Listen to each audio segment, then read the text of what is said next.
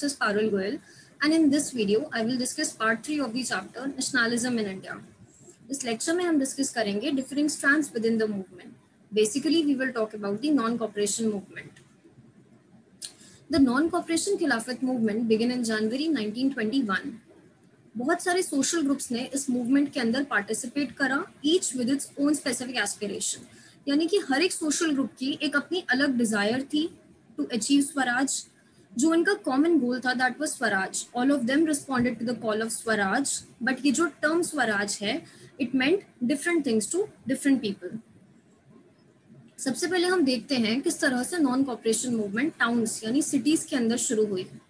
The movement started with middle class participation in the cities. Thousands of students left the government controlled schools and colleges. जितने भी students थे हमारे उस time पर उन सभी ने गवर्नमेंट स्कूल्स को, गवर्नमेंट कॉलेजेस को छोड़ दिया था, यानी कि बॉयकॉट करना स्टार्ट कर दिया था. जो हेडमास्टर्स थे, जो टीचर्स थे, उन्होंने अपनी गवर्नमेंट जॉब्स को रिजाइन कर दिया था. लॉयर्स ने अपनी लीगल प्रैक्टिसेस छोड़ दी थी. काउंसिल इलेक्शंस को बॉयकॉट कर दिया था सारे प्रोविंसेस में एक्सेप्ट फॉर मद्रास, क्योंकि मद्रास के अंदर एक जस्टिस पार्टी थी and that party was of the non Brahmins. और नॉन ब्राह्मण्स लोग ये मानते थे कि अगर वो काउंसिल के अंदर एंटर करेंगे इलेक्शंस में या फिर काउंसिल में एंटर करेंगे, so that is one way of gaining some power, something that usually only Brahmins had access to. तो इसके ऊपर हमारा 1 मार्क का क्वेश्चन आता है कि कहाँ पर इलेक्शंस को बॉयकॉट नहीं किया गया था, यानी कि आंसर इज मद्रास. कि मद्रास के अंदर हमारे इलेक्शंस बॉयकॉट नहीं हुए थे क्योंकि मद्रास के अंदर एक पार्टी थी, जस्टिस पार्टी, जो कि ये मानते थे कि अगर वो इलेक्शंस में एंटर करेंगे यानी काउंसिल में एंटर करेंगे, so that is one way of gaining some power. The effect of non cooperation on the economic front for more dramatic. अब ये जो नॉन कॉपरेशन मूवमेंट थी इसके इकोनॉमिक फ्रंट पे यानी कि पैसे रिलेटेड मैटर्स के अंदर, बिजनेस रिलेटेड मैटर्स के अंदर एक अलग इफेक्ट था. फॉरेन गुड्स को हमने बॉयकॉट कर दिया था. जितने भी हमारे फॉरेन गुड्स हैं, चाहे वो कपड़े हैं, चाहे वो कोई भी सामान है, उन सभी को इन्होंने बॉयकॉट करना शुरू कर दिया था. लिकर शॉप्स पिकेटेड, यानी कि जितनी भी ड्रिंक की शॉप्स होती थी उनके बाहर ये लोग तोड़फोड़ करते थे, धरना देते थे. Foreign cloth burned in huge bonfires. Bonfires मतलब कि जब बहुत सारे लोग मिलकर के फॉरेन क्लोथ के अंदर आग लगाते थे. The import of foreign cloth half between 1921 and 1922. its value dropping from rupees 102 crore to rupees 57 crore. That means कि हमारी जो नॉन कॉपरेशन मूवमेंट थी वो 1921 में स्टार्ट हुई थी, जिस टाइम पर इंपोर्ट करने का जो प्राइस था वो था 102 crore. And with in 1 year यानी जब तक ये मूवमेंट चली, जो फॉरेन क्लोथ को इंपोर्ट करने का जो प्राइस था वो सीधे 57 करोड़ पे आ गया. तो इससे हमें पता चल रहा है कि कितना ज्यादा वैल्यू इसके डाउन चली गई थी इंपोर्ट करने की फॉरेन क्लोथ को. Next is, in many places merchants and traders refuse to trade in foreign goods or finance foreign trade. बहुत सारी जगह पर जितने भी हमारे मर्चेंट्स थे, ट्रेडर्स थे, उन सब ने रिफ्यूज कर दिया था कि वो फॉरेन गुड्स के अंदर ट्रेड नहीं करेंगे. इसके ऊपर हमारा 3 मार्क का क्वेश्चन बनता है कि किस तरह से नॉन कॉपरेशन मूवमेंट के अंदर सिटीज में लोगों ने पार्टिसिपेट करा, किस तरह से मिडिल क्लास पीपल ने पार्टिसिपेट करा नॉन कॉपरेशन मूवमेंट में. So as the boycott movement spread and people began discarding imported clothes, जैसे जैसे ये boycott movement फैलनी शुरू हुई all over the India, लोगों ने imported clothes को discard करना शुरू कर दिया पूरी तरह से, and they started wearing only Indian ones. या तो इंडिया के कॉटन के कपड़े पहनेंगे, नहीं तो खादी के कपड़े पहनेंगे. जब उन्होंने पूरी तरह से इंडिया की टेक्सटाइल मिल्स को सपोर्ट करा तो इससे क्या हुआ, जो इंडिया की जो टेक्सटाइल मिल्स थी उसकी प्रोडक्शन बहुत अच्छी चली गई. Now through this picture we can also see कि किस तरह से boycott करते थे foreign clothes को. But this movement in the cities gradually slowed down. अब ये जो movement थी cities के अंदर चली तो बहुत अच्छी तरह से, but लेकिन ज़्यादा successful नहीं हो पाई. क्यों successful नहीं हो पाई? क्योंकि जो खादी का कपड़ा आता था वो बहुत ज़्यादा महंगा होता था comparatively to the mass produced mill cloth. और जो poor people थे वो इसको afford ही नहीं कर पाते थे. अब अगर हम चाहते हैं कि हमारी नॉन कॉपरेशन मूवमेंट सक्सेसफुल हो तो हमारे को इंडिया के कपड़ों को एक कम कॉस्ट पे निकालना होगा. बट उस टाइम पे क्या होता था, जो खादी का कपड़ा बनता था वो बहुत महंगा होता था और लोग बाग उसको खरीद ही नहीं पाते थे. तो अल्टीमेटली उनको क्या खरीदना पड़ता था, ब्रिटिश के कपड़ों को उन्होंने खरीदना शुरू कर दिया था, क्योंकि आखिर उन्हें अपने क्लोथ्स तो खरीदने ही होंगे और इंडिया के जो कपड़े थे वो बहुत महंगे बनते थे, खादी के, कॉटन के, और जो मास प्रोड्यूस मिल क्लोथ होता था वो बहुत सस्ता होता था. सो दैट इज वाई जो इंडिया के जो लोग थे वो ज्यादा टाइम तक फॉरेन गुड्स को बॉयकॉट नहीं कर पाए. How then could they boycott mill cloth for too long? Similarly जो बॉयकॉट था ब्रिटिश इंस्टीट्यूशंस का, यानी कि जो स्कूल्स थे, जो कॉलेजेस थे, जो लॉयर्स अपनी लीगल प्रैक्टिसेस छोड़ चुके थे, उनको भी दोबारा से उनको ज्वाइन करना पड़ा। क्यों? क्योंकि इंडिया के पास तो अपने खुद के इंस्टीट्यूशंस, अपने खुद के स्कूल्स कॉलेजेस थे ही नहीं। इस मूवमेंट के सक्सेसफुल होने के लिए अल्टरनेटिव इंडियन इंस्टीट्यूशंस का सेटअप होना जरूरी था in place of the British ones. But India के पास उस टाइम पर इतनी ज़्यादा फैसिलिटीज़ नहीं थी कि वो बच्चों को अच्छे स्कूल्स का एक माहौल दे सकें, अच्छे कॉलेजेस दे सकें, अच्छी लॉयर्स को अच्छी जॉब्स दे सकें। सो ये जो चीज़ें थी धीरे धीरे आनी शुरू हो रही थी। सो इसी वजह से जो स्टूडेंट्स थे, जो टीचर्स थे, they began trickling back to government schools, यानी कि उन्होंने दोबारा से अपने स्कूल्स को ज्वाइन करना शुरू कर दिया था। और जो लॉयर्स थे उन्होंने अपने गवर्नमेंट कोर्ट्स में दोबारा ज्वाइन करना स्टार्ट कर दिया था, क्योंकि बच्चों को तो एजुकेशन चाहिए, they need to join schools. और इंडिया के पास अपने खुद के स्कूल्स कॉलेजेस उस टाइम पर इतने थे नहीं।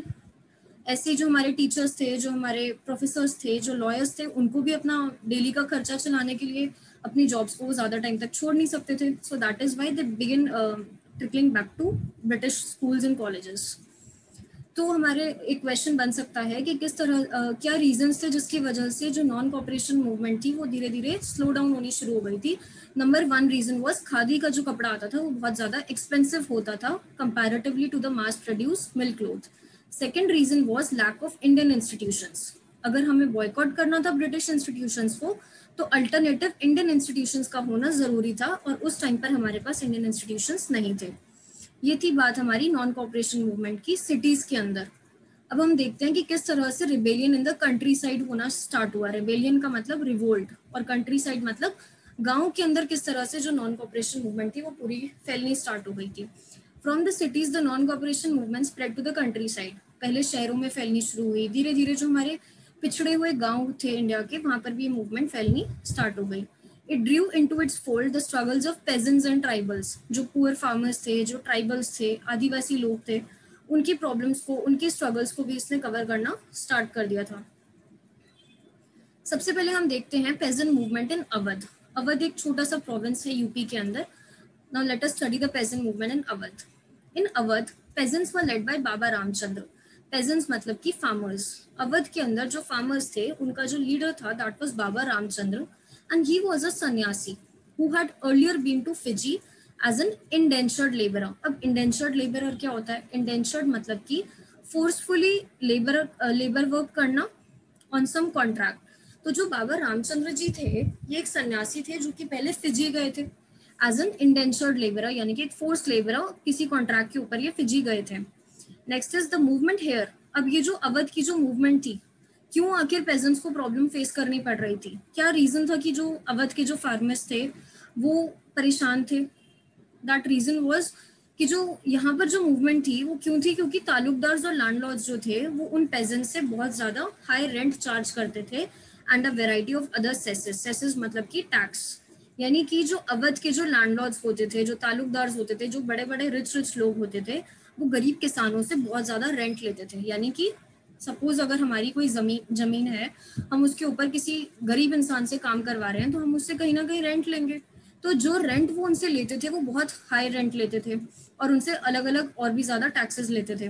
Pageants had to do begar. Begar का मतलब क्या होता है? फोर्सफुली काम करना। Begar is called as forcefully काम करना and work at landlords farms without any payment. Forcefully भी काम करना, that too without any payment, बिना किसी पैसों के किसी के खेत में जाके फोर्सफुली काम करना इज कॉल्ड एज बेगार।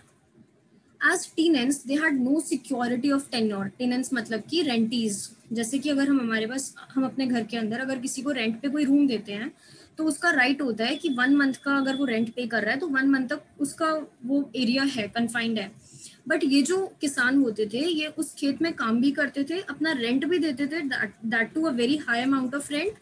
स्टिल उनके पास में कोई सिक्योरिटी नहीं होती थी अपने टेन्योर की, यानी कि जितने पैसे उन्होंने अपने रेंट के लिए दिए उस पैसों के बदले भी उन्हें ये श्योरिटी नहीं होती थी कि वो जमीन जो है, जितना टाइम उन्होंने अपना दिया है उतने टाइम तक वो उस पर काम कर सकते हैं। कभी भी उनको बाहर खड़ा कर देते थे कि नहीं, आपने पैसे दिए नहीं दिए, आपकी जमीन नहीं है, हमारी है। सो इस वजह से क्या होता था? They could acquire no right over the lease land. जिसके उन्होंने पैसे दिए हैं उसके ऊपर भी उनका कोई अपना खुद का राइट नहीं होता था। The peasant movement demanded reduction of revenue. ये जो पेजेंट मूवमेंट थी अवध के अंदर, ये क्या डिमांड करती थी कि रेवेन्यू जो है वो रिडक्शन हो। रेवेन्यू मतलब कि टैक्स जो है, टैक्स के अंदर रिडक्शन हो। एबॉलिशन ऑफ बेगार, यानी कि फोर्सफुली काम कराना बिना पेमेंट दिए, इसको एबॉलिश करना चाहिए, खत्म करना चाहिए। And social boycott of oppressive landlords. ये जो लैंडलॉर्ड्स होते थे ना उस टाइम पे, ये बहुत ज्यादा ऑपरेसिव होते थे, यानी बहुत ज्यादा अत्याचार करते थे। किसके ऊपर करते थे? गरीब किसानों के ऊपर। वो एजुकेटेड भी नहीं होते थे, उनके पास इतने पैसे भी नहीं होते थे, तो ये उनको ऑपरेस करना शुरू कर दिया था इन्होंने, उनको, उन फार्मर्स। ये क्वेश्चन हमारा इंपॉर्टेंट है, डायरेक्ट क्वेश्चन पूछा जाता है कि क्या क्या प्रॉब्लम्स फेस कर रहे थे अवध के फार्मर्स, या फिर किस तरह से उनको अपनी स्ट्रगल के अंदर उन्होंने पार्टिसिपेट करा। In many places, Nai Dhubi bands were organized by panchayats to deprive landlords of the services of even barbers and washermen. अब अलग अलग जगह पर ये जो लैंडलॉर्ड्स होते थे ना, ये अपना काम कभी भी खुद नहीं करते थे। ये सारे काम करने के लिए गरीब किसानों से काम कराते थे, नहीं तो कुछ आदिवासी लोग होते थे उनसे काम करवाते थे। मतलब इनकी सारी की सारी जितनी भी डेली लाइवलीहुड एक्टिविटीज होती हैं वो ये खुद नहीं करते थे, वो दूसरों से करवाते थे।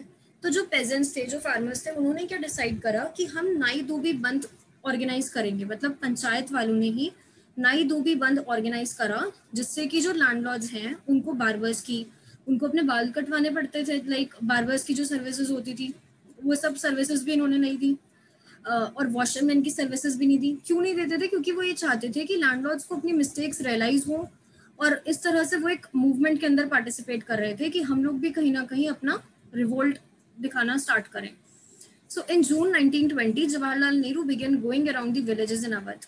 जून 1920 के अंदर जो जवाहरलाल नेहरू जी थे, पहली बार इस चैप्टर के अंदर हम जवाहरलाल नेहरू जी का डिस्कशन कर रहे हैं, अदरवाइज अभी तक महात्मा गांधी जी का ही डिस्कशन चल रहा था।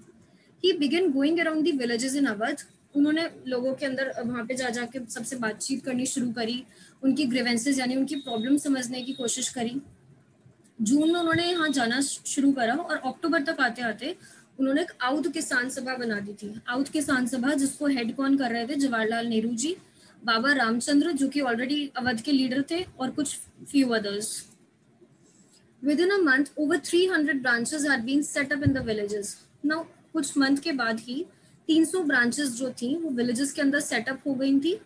So when the non cooperation movement begin the following year, जैसे ही लाइक 1920 की ये बात चल रही है, अक्टूबर 1920 में आउध किसान सभा बनी थी, इसके अगले एक महीने के अंदर अंदर 300 ब्रांचेस सेटअप हो गई थी पूरे विलेजेस के अंदर। जैसे ही नॉन कॉपरेशन मूवमेंट शुरू होती, effort of the Congress was to integrate the Awadh peasant struggle into the wider struggle. Congress ये चाहता था कि हम जो अवध की जो मूवमेंट है इसको एक बड़ी मूवमेंट के अंदर शामिल करेंगे, क्योंकि उनको पता था कि हम लोग नॉन कॉपरेशन मूवमेंट तो लॉन्च करने ही वाले हैं। ये थोड़ा पिछला पार्ट दिखा रहे हैं चैप्टर का। दैट इज वाई जो कांग्रेस था वो ये चाहता था कि जो हमारी अवध की जो मूवमेंट है वो भी हम एक वाइडर लेवल पे शुरू करें। Forms that the Congress leadership was unhappy with. लेकिन ये जो पेजेंट मूवमेंट थी अवध की, ये धीरे धीरे कुछ ऐसे शुरू होनी स्टार्ट हो गई थी, मतलब जो कि कांग्रेस जो था वो इस मूवमेंट से खुश नहीं था। मतलब जो पेजेंट्स थे कहीं ना कहीं उन्होंने अपना ज्यादा रौद्र रूप दिखाना शुरू कर दिया था, उन्होंने कांग्रेस की बात ना मान के अपनी अपनी चलानी शुरू कर दी थी। तो जैसे ही मूवमेंट शुरू हुई 1921 के अंदर, जो तालुकदार्स और मर्चेंट्स के जो घर होते थे उनके अंदर इन्होंने अटैक करना शुरू कर दिया। किसने अटैक करा? पेजेंट्स ने अटैक करना शुरू कर दिया। Bazaars were looted and grain hoards were taken over. In many places, local leaders told peasants, यानी कि जो local leaders होते थे, जो छोटे छोटे गांव के अंदर पंचायत से भी जो छोटे लेवल के लीडर्स होते हैं, उन्होंने पेजेंट्स को क्या बोलना शुरू करा कि गांधी जी ने डिक्लेयर करा है कि कोई भी टैक्सेस पे नहीं करने होंगे, and the land was to be redistributed among the poor. That means उन्होंने कहीं ना कहीं एक गलत बात फैलानी शुरू कर दी, क्योंकि गांधी जी ने तो ऐसा कुछ डिक्लेयर ही नहीं करा था। तो इस टाइम तक आते आते जो महात्मा गांधी जी का नेम था वो गलत तरह से लोगों ने अपने अंदर फैलाना शुरू कर दिया था, कि गांधी जी के दम पे वो अपना कुछ भी काम करना उन्होंने स्टार्ट कर दिया था। तो इसके अंदर हम ब्रीफ में देखते हैं कि बाबा रामचंद्र जी ने मेन इंपॉर्टेंट 3 पॉइंट्स इसके अंदर अवध के क्या थे। Number 1, he led a peasants movement in Awadh against the taluqdars and landlords. हमें पता होना चाहिए कि अवध की जो मूवमेंट थी वो किसके अगेंस्ट थी? तालुकदार्स और लैंडलॉर्ड्स के अगेंस्ट थी। Baba Ramchandra demanded reduction of rent, abolition of begar and the boycott of landlords. Main इनके 3 पॉइंट्स थे, 3 चीजों के ऊपर इन्होंने काम करा। रिडक्शन ऑफ रेंट, यानी कि जो रेंट इनको बहुत ज्यादा पे करना पड़ता था वो थोड़ा कम हो जाए। बेगार को एबॉलिश करना, यानी कि जो फोर्सफुली काम करना होता था बिना किसी पेमेंट के, उसको एबॉलिश कराना। And third thing was the boycott of landlords. In October 1920 इन्होंने आउट किसान सभा फॉर्म करी थी with the help of Jawaharlal Nehru ji. इसके ऊपर 1 मार्क क्वेश्चन बनता है कि आउट किसान सभा कहाँ पे सेटअप हुई थी, किसकी लीडरशिप के अंडर सेटअप हुई थी? Hills of Andhra Pradesh. Tribal peasants interpreted the message of Mahatma Gandhi and the idea of Swaraj in yet another way. Tribal pageants यानी कि जो आदिवासी लोग होते थे, उन्होंने गांधी जी के मैसेज को और आइडिया ऑफ स्वराज को अपने अलग तरीके से इंटरप्रेट करना शुरू कर दिया था। In the Gudem hills of Andhra Pradesh for instance, जो आंध्र प्रदेश के जो गुडेम हिल्स थे, वहां पर एक मिलिटेंट गुरिल्ला मूवमेंट फैलनी शुरू हो गई थी 1920s में। Not a form of struggle that the Congress could approve, यानी कि एक छोटे लेवल पे स्ट्रगल आनी शुरू हो गई थी, बट इतनी ज्यादा नहीं थी कि कांग्रेस उनको अप्रूव कर सके। Here, as in other forest regions, the colonial government had closed large forest areas. यहाँ पर क्या होता था, ये जो आदिवासी लोग थे, हम जानते हैं इनका शुरुआत से ही फॉरेस्ट के ऊपर ही अपना एक छोटे से एरिया को या फिर एक बड़े फॉरेस्ट एरिया को अपना कंट्रोल करते थे। बट जो ब्रिटिशर्स थे, यानी कि जो कॉलोनियल गवर्नमेंट थी, उन्होंने क्या करा, बड़े बड़े फॉरेस्ट एरिया को बंद करना शुरू कर दिया। इससे क्या होता था, ये लोग जो थे, हमारे आदिवासी लोग जो थे, ये वहां पर फॉरेस्ट में एंटर ही नहीं कर सकते थे, ना अपनी कैटल को ग्रेस करा सकते थे, ना वहां से फ्यूल वुड कलेक्ट कर सकते थे। फ्यूल वुड यानी कि अपना खाना वगैरह बनाने के लिए जो लकड़ी कलेक्ट करनी होती थी फॉरेस्ट से, वो भी ये कलेक्ट नहीं कर सकते थे। जो फ्रूट्स होते हैं, जो वेजिटेबल्स होती है, उनको भी नहीं कलेक्ट कर सकते। इनका पूरा का पूरा राइट ही इन्होंने एक तरह से छीन लिया था, क्योंकि हमें पता है कि जो आदिवासी लोग थे, स्पेशली उस जमाने में, उनका पूरा कंट्रोल होता था, उनका राइट होता था कि फॉरेस्ट के ऊपर वो जा सकते हैं, जो उनके अंडर आ रहा है जो चीज। बट जो कॉलोनियल गवर्नमेंट थी, उन्होंने क्या करा, इनको मना कर दिया था, इनको प्रिवेंट कर दिया था कि तुम एंटर नहीं करोगे, ना तुम्हारी कैटल यहाँ पे ग्रेज होंगी, ना तुम यहाँ से फ्यूल वुड कलेक्ट कर सकते हो, ना तुम यहाँ से फ्रूट्स ले सकते हो। So this enraged the hill people. इससे उन लोगों को बहुत ज्यादा गुस्सा आया था, यानी कि जो ट्राइबल लोग थे, जो आदिवासी लोग थे, उनको इस बात से बहुत ज्यादा गुस्सा आया था। Not only were the livelihoods affected, obvious सी बात है, ना ये फ्यूल वुड कलेक्ट करने दे रहे, ना फ्रूट्स लेने दे रहे, कुछ भी नहीं करने दे रहे, और उस टाइम पे इनका कोई अपना बिजनेस तो होता नहीं था। तो इस तरह से इनकी जो लाइवलीहुड थी वो तो इफेक्ट होगी होगी, but they felt that there traditional right, यानी कि जो इनका इतने पहले जमाने से जो राइट चला आ रहा था फॉरेस्ट के ऊपर, वो भी उन्होंने डिनाई कर दिया। When the government began forcing them to contribute बेगार, इतना सब कुछ होने के बाद में, ना उन्होंने वहां से फ्रूट्स लेने दिए, ना वेजिटेबल्स लेने दी, वहां पे से इनको इनका जो राइट था कि कैटल को ग्रेस कराना था, वो भी नहीं करने दिया, फ्यूल वुड को भी नहीं कलेक्ट करने दे रहे। ये होने के बाद में इन्होंने बेगार भी इनसे कंट्रीब्यूट करानी शुरू कर दी। अब ये जो बेगार है ना, ये हमने अवध के अंदर भी पढ़ा, उस टाइम पर ये बहुत ज्यादा डीप रूटेड थी। बेगार एक ऐसा सिस्टम होता है, जैसे कि मैंने पहले बताया, फोर्सफुली काम करना बिना किसी पेमेंट के। तो रोड बिल्डिंग के अंदर इन्हीं लोगों से ये लोग बेगार लेते थे, यानी कि लेबर वर्क लेते थे। तो ये सब होने के बाद में जो हिल पीपल थे, यानी कि जो वहाँ के जो लोग थे, आंध्र प्रदेश के गुडेम हिल्स के जो लोग थे, उन्होंने रिवोल्ट करना शुरू कर दिया था। और इनके जो लीडर थे, the person who came to lead them was an interesting figure. That figure was Alluri Sitaram Raju. और ये जो लीडर थे, he claimed that he had a variety of special powers. इनके पास कुछ स्पेशल पावर्स थी। He could make correct astrological predictions. कुछ भी मतलब एस्ट्रोलॉजिकल प्रेडिक्शंस होती हैं, लाइक फ्यूचर में ऐसा होगा, ये होगा, ये नहीं होगा, इस तरह से लोगों को ये ठीक करते थे। And he could survive even bullet shots. उस टाइम पे ये भी माना जाता था कि ये बुलेट शॉट्स को भी सर्वाइव कर जाएंगे। Captivated by Raju, the rebels proclaimed that he was an incarnation of God. उस टाइम पे जो लोग थे, वो ये मानने लग गए थे कि जो अलूरी सीताराम राजू हैं, ये कहीं ना कहीं एक भगवान के ही एक पार्षद उतर के आ रहे हैं। तो लोगों ने इनको बहुत ज्यादा रिस्पेक्ट देनी शुरू कर दी, इनकी बातें माननी शुरू कर दी थी। Raju talked of the greatness of Mahatma Gandhi. अब ये जो अलूरी सीताराम राजू थे, ये भी महात्मा गांधी जी के बारे में बताते थे लोगों को, उनकी अप्रिशिएशन करते थे। Sir he was inspired by the non cooperation movement and persuaded people to wear khadi.